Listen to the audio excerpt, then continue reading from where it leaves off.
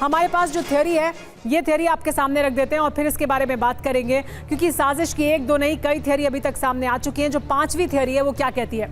Secret service के snipers ने कहा कि शूट आउट का अप्रूवल नहीं मिला और इस वजह से उन्हें देर लगी शूट करने में, जबकि सिक्योरिटी नियम के मुताबिक अप्रूवल की उन्हें कोई ज़रूरत नहीं थी तब, जबकि उनके सामने हथियार के साथ एक व्यक्ति मौजूद था। डोनाल्ड ट्रंप उसकी जद में थे तो उस पर गोली चलनी चाहिए थी। 150 मीटर की दूरी पर हमलावर था तो क्यों किसी को वो नहीं दिखा? क्यों उसे नहीं समय पर रोका गया? क्यों उसे हथियार के साथ वहां रहने दिया गया? जबकि 400 मीटर के दायरे में सिक्योरिटी क्लियरेंस जरूरी है, यानी 150 मीटर की दूरी पर ही था, जबकि 400 मीटर का पूरा इलाका सिक्योरिटी क्लियरेंस जोन में था। पब्लिक के कहने पर भी एक पुलिस ऑफिसर स्पॉट पर चेक करने के लिए गया, उसने उसे देखा, कन्फ्रंट किया, उससे बात की। दोनों हाथ से दीवार पर लटक कर देखने के दौरान हमलावर ने बंदूक तान दी इस पुलिसकर्मी पर और यहां से पुलिसकर्मी वापस आ गया बंदूक तानने के बाद। तो ये जो लापरवाही बरती गई, ये जो सब हुआ, प्रोफेसर राजन कुमार, लापरवाही हुई ये तो साफ तौर पर दिखता है, लेकिन ये लापरवाही क्यों की गई? क्या इसके पीछे भी कोई कॉन्स्पिरेसी थ्योरी हो सकती है कि क्यों इस तरह की लापरवाही सीक्रेट सर्विस द्वारा भी, क्यों इस तरह की लापरवाही पुलिस द्वारा भी? क्योंकि ये बहुत ग्लेयरिंग और अलार्मिंग किस्म की लापरवाहियां हैं। ये कोई बहुत छोटी सी लापरवाही, कोई एक छोटी लापरवाही किसी एक व्यक्ति द्वारा, एजेंसी द्वारा कर दी जाए, ऐसा नहीं लग रहा है। देखिए, ये निश्चित रूप से मेजर सिक्योरिटी लैप्स है सिक्योरिटी सीक्रेट सर्विसेज के द्वारा, इसमें कोई शक नहीं है। वहां पे कैसे राजनीति कैसी हो रही है इसको समझें जरा। तो वहां पे यह हो रहा है कि जब कैपिटल पे जब अटैक हुआ था, मैं उस समय कैपिटल पे जो अटैक हुआ था 2021 की बात कर रहा हूँ, तो उस समय वहां पे बोला गया था कि ट्रंप ने हेट स्पीच दिया था और उससे प्रोवोक होके फिर वहां पे जो लोगों ने अटैक किया था, तो उससे लिंक करके देखा जा रहा था। अब जो रिपब्लिकन पार्टी के लोग हैं उसको इससे लिंक करके देख रहे हैं, क्योंकि बाइडेन ने बहुत सारे स्पीचेस दिए हैं ट्रंप के विरोध में, तो वो स्पीचेस प्रोवोकेटिव हैं और उसी का परिणाम है कि आप देखा कि इस ढंग के अटैक ट्रंप पे हो रहा है, क्योंकि ट्रंप को काफी रोकने की कोशिश हुई है, उनका कैरेक्टर असैसिनेशन हुआ, ये रिपब्लिकन जो ग्रुप्स हैं उनका मानना है।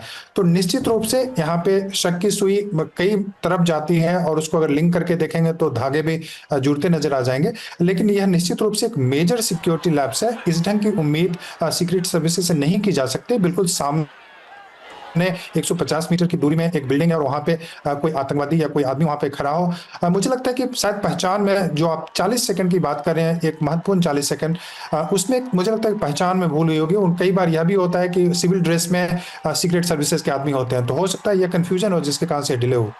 लेकिन इस तरह की डिले कैसे की जा सकती है जबकि आपको मालूम हो कि सामने हथियार के साथ एक व्यक्ति मौजूद है जिसकी रेंज में है, जो वीआईपी इस वक्त वहाँ पर मौजूद थे, यानी डोनाल्ड ट्रंप उसकी रेंज में थे और उसके बावजूद इस तरह की लापरवाही बरती गई। मनीष, एक बड़ा सवाल ये है कि हम बार बार ये बात करते हैं कि अमेरिका में बहुत डिवाइडेड सोसाइटी दिखाई देती है। अगर ट्रंप को कुछ हो जाता तो इसके बारे में तमाम तरह की आशंकाएं जाहिर की जा रही हैं, अंदेशे जाहिर किए जा रहे हैं कि सड़कों पर शायद लोग उतर आते और सिविल वॉर जैसी स्थिति अमेरिका में पैदा हो सकती थी। इस तरह का विभाजन भी अमेरिकन सोसाइटी में इस वक्त दिखाई देता है। क्या इस तरह की हालांकि ये बहुत फार-फेच्ड है, लेकिन क्या एजेंसीज के भीतर भी एक तरह की शिथिलता किसी एक व्यक्ति के प्रति या लापरवाही किसी एक व्यक्ति के प्रति, या इसको लेकर भी क्या चर्चा हो रही है कि क्या ऐसा भी है?